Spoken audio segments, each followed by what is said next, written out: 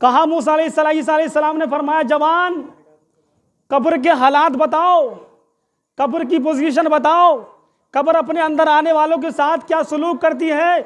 जवान की आंखों में आंसू आ गए। कहा ईसा अलैहिस्सलाम मौत के बारे में पूछ रहे हो, अरे ये क्यों नहीं पूछ रहे क्या मौत की तकलीफ कैसी थी।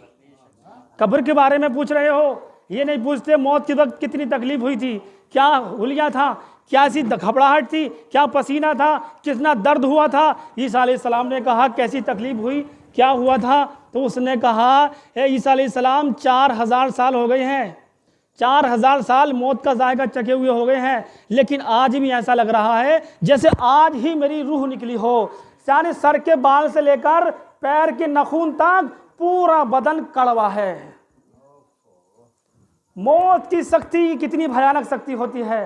अगर हमने मौत की शक्ति के बारे में नहीं समझा, बदन में कितना लहू होता है। जब मौत का कारीबार होता है, मौत का जब झटका लगता है तो जिस्म के अंदर से खून का एक कतरा भी बाकी नहीं रहता। हमने कब्र को नहीं पहचाना। कब्र मुस्तफ़ा जाने रहमत फरमाते हैं, क्या फरमाते हैं कि ऐसी वादी मैंने ऐसी जगह नहीं देखी, इतनी दहशतनाक जगह। मौत का जर्रा बराबर, यानी कब्र का जर्रा बराबर अजाब अगर लोगों के सामने रख दिया होता। जर्रा कितना होता है, जो जर्रे उड़ते हैं रेत के, गर्द गुबार के, उसे जर्रा कहते हैं। जर्रा बराबर, जर्रे के बराबर अगर लोगों के सामने अगर कब्र का अजाब दिखा दिया जाता तो लोग अपने मुर्दों को कब्र में दफन करना बंद कर देते। आज हमने मौत को नहीं समझा।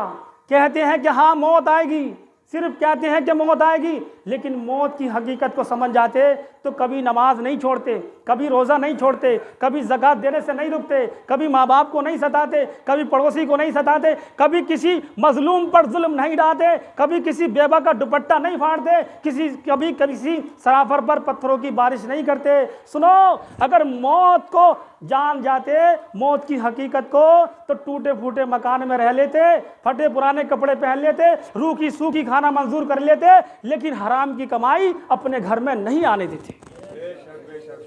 हमने मौत की हकीकत को नहीं जाना। हमने कितनी बेईमानियां की हैं, हमने कितना हराम का पैसा अपने घरों में इकट्ठा कर लिया है, हमने कितने लोगों का कर्ज खा लिया है और लेकर यानी याद लेकर दे नहीं रहे।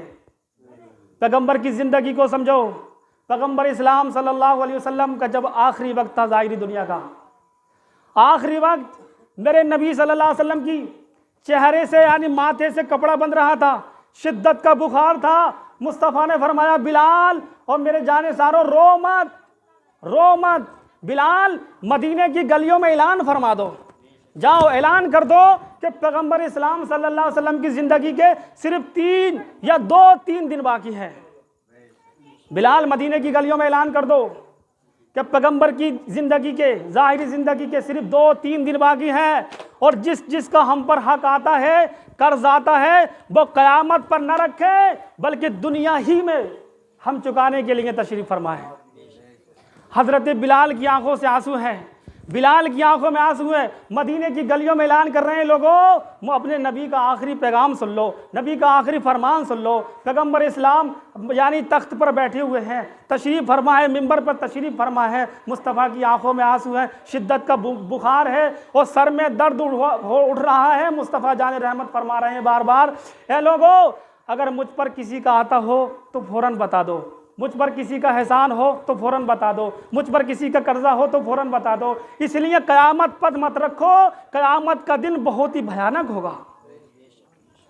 3 पैसों के बदले 700 नमाजें बजमात देनी होंगी क़यामत के दिन। 3 पैसों के बदले 700 नमाजें वो जो कबूल हुई हो, 700 नमाजें बजमात देनी होंगी।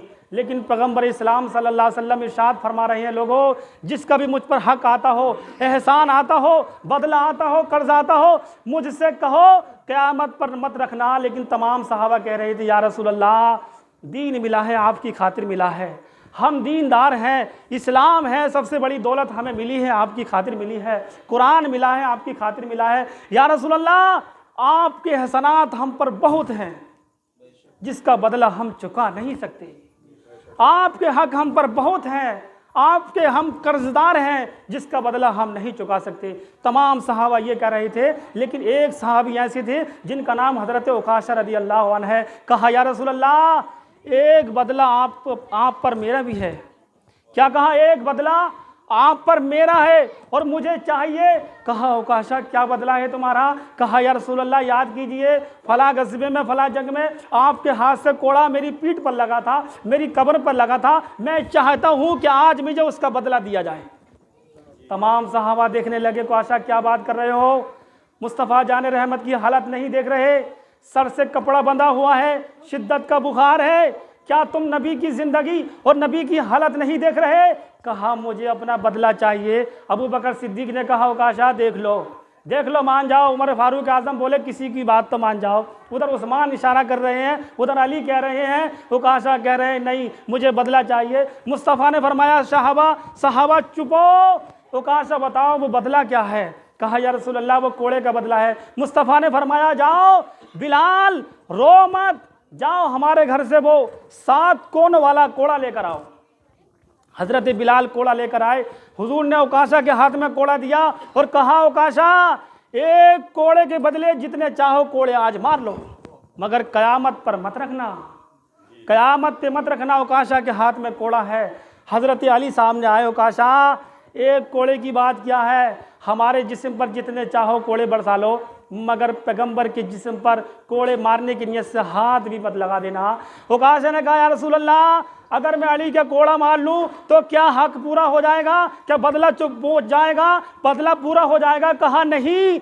इतने में हज़रत इमाम हुसैन आ गए। कहा उकाशा तुम जानते हो पैगंबर इस्लाम से हमारा कितना गहरा रिश्ता है कि मुस्तफ़ा हमारे नाना हैं और हम मुस्तफ़ा के नवासे हैं। हे उकाशा एक कोड़े की बात करते हो? मुस्तफ़ा हमारे नाना इस वक्त शिद्दत की बुखार में है, हमारे कानाना पे हाथ मत लगा देना। एक कोड़े के बदले हुसैन के जिस्म पर 10-10, 20-20, 30-30, 40-40, 50-50 कोड़े मार लेना, लेकिन नाना के कोड़े मत मारना। इतना सुनना था। उकाशा ने फिर कहा या रसूल अल्लाह, अगर हुसैन के कोड़े मार लूँ तो क्या हक हो जाएगा? क्या बदला हो जाएगा? मुस्तफ़ा ने कहा नहीं। कहा उकाशा तुम तैयारी करो, हमारे कोड़ा मारो, एक कोड़े के बदले जितने चाहो मार लो। उकाशा के हाथ में कोड़ा है और कह रहे हैं या रसूल अल्लाह, जब उस जंग में कोड़ा लगा था तो मैं कपड़ा पहने हुए नहीं था, आप कपड़ा पहने हुए हैं, मेरा जिस्म बिल्कुल नंगा था, मेरी कमर नंगी थी। मुस्तफ़ा ने इधर पिराहन उतारना शुरू कर दिया, उधर उमर ने इशारा किया उकाशा आखिरी वक्त है, किसी की बात रख लो, किसी की बात तो मान लो उकाशा, किसी की बात मान लो, बाद में भी पता चल जाएगा, बाद में भी काम पड़ेगा। जिस तरह बात होती थी उस तरह गुफ्तगू उन्होंने की थी। कहा उकाशा किसी की बात तो रख लो, मगर उकाशा के हाथ में कोड़ा है। उकाशा उधर हुजूर सल्लल्लाहु अलैहि वसल्लम ने अपना पिराहन उतारा, कमर नंगी हो गई। उकाशा ने अपने हाथ से कोड़ा फेंक दिया और कहा या रसूल अल्लाह, इस गुलाम की ये तमन्ना नहीं थी कि आपके कोड़ा मारे बदले में, और जो कोड़ा आपके हाथ से लगा था वो कोड़ा तो जन्नत के फूलों से भी अच्छा कोड़ा था।